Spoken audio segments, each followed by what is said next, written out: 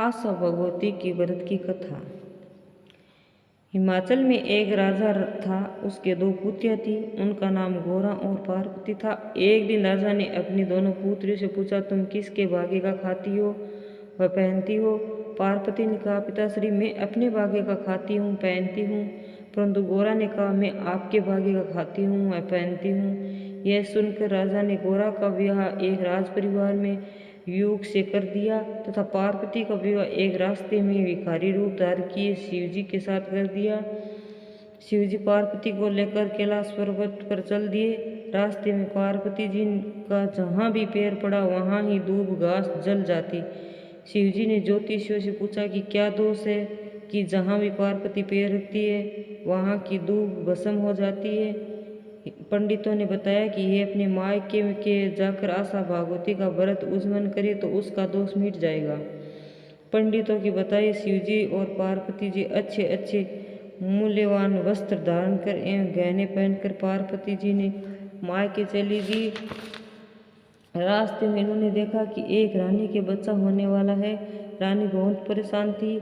यह कष्ट देखकर पार्वती जी शिवजी से बोली, हे नाथ, बच्चा होने से बहुत कष्ट होता है, अंत में मेरी कोख बांध दो। शिवजी ने समझाया कि कोख मत बंधवाओ, अन्यथा पीछे पछताओगी। कुछ आगे चले तो देखा कि एक घोड़ी के बच्चा हो रहा था। उसका भी कष्ट देखकर पार्वती ने अपनी कोख बंद करने की हट पकड़ ली। अंत में निराश होकर शिवजी ने पार्वती जी की कोख बांध कर दी। इसके बाद वह आगे और चले। पार्वती बहन गोरा अपने ससुराल में बहुत दुखी थी। इधर पार्वती अपने माँ के पहुंची। पार्वती को पहचानने इनकार कर दिया। जब पार्वती ने अपना नाम बताया तो राजा रानी बहुत खुश हुए। राजा को अपनी कही हुई पुरानी बात याद आ गई। राजा ने पार्वती से पूछा कि तुम किसके भाग्य का खाती हो? पार्वती जी ने उत्तर दिया, अपने भाग्य का खाती हूँ। ऐसा कहकर पार्वती जी अपने भाभियों के साथ चली गई। वहाँ उसकी भाभियाँ आशा भगवती का उज्जवल कर रही थी। यह देखकर पार्वती जी बोली कि मेरे भी उज्जवल की तैयारी हो, नहीं मैं भी उज्जवल कर देती। तब भाभियाँ बोली, तुम्हें क्या कमी है, तुम शिवजी से कहो, वह सारी तैयारियां कर देंगे। पार्वती ने शिवजी से उज्जवल करने के लिए सामान लाने को कहा। तब शिवजी ने पार्वती से कहा कि ये अंगूठी मुद्रिका ले लो, इससे जो भी मांगोगी वह तुम्हें सब मिल जाएगा। पार्वती ने उस मुद्रिका को उज्जवल का सामान मंगवाया। मुद्रिका ने तुरंत सभी सामान 9 सुहाग की पिटारी सहित ला दिया। ये सब देखकर पार्वती की भाभिया ने कहा, हम तो 8 महीने से उज्जवल की तैयारी कर रही थी, तब जाकर सामान तैयार कर सकी है, और तुम थोड़ी देर में ही पूरी तैयारी कर ली। सब ने मिलकर व्रत किया और धूमधाम से उज्जवल किया। शिवजी ने पार्वती से घर चलने को कहा। तब शंकर जी को भोजन करने के लिए बुलाया। राजा ने उन्हें सुंदर सुंदर भोजन तथा अनेक प्रकार की मिठाइयाँ खाने को दी। यह देखकर सब कहने लगे, पार्वती जी को भिखारी के साथ विवाह किया था, परंतु वह तो अपने ही भाग्य से राज्य कर रही है। शंकर जी ने सब रसोई की वस्तुएं खाते खाते समाप्त कर दी। रसोई में थोड़ी सी पतली सब्जी बची थी। पार्वती ने उसी सब्जी को खाकर पानी पीकर पति के साथ घर को चल दी।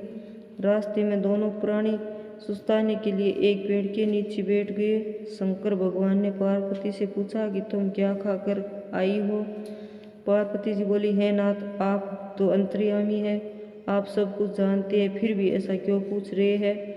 शंकर जी बोले, रसोई में तो केवल थोड़ी सी पतली सब्जी बची थी, वही सब्जी और पानी पीकर तुम आ रही हो। इस पर पार्वती जी बोली कि महाराज, आपने मेरी सारी पोल खोल दी, अब आगे कोई बात मत खोलना। मैंने हमेशा ससुराल की इज्जत मायके में रखी है और मायके की इज्जत ससुराल में रखी है।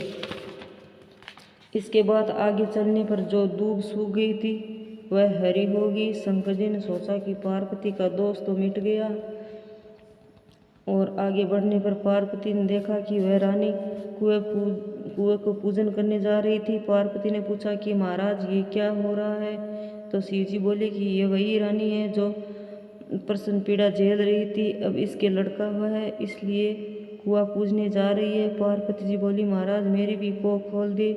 शिव जी बोले, अब कैसे खोलूं? मैंने तो पहले ही कहा था कि कोख मत बंधवाना, लेकिन तुम जिद पकड़ ली।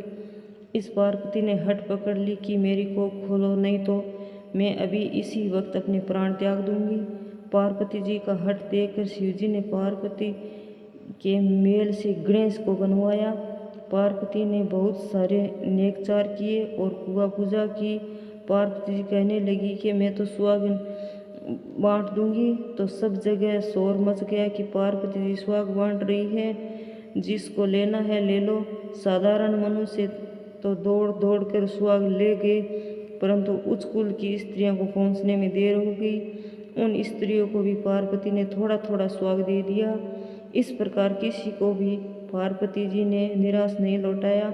इस व्रत वह उज्जैन की कुंवारी लड़कियों ही करती है।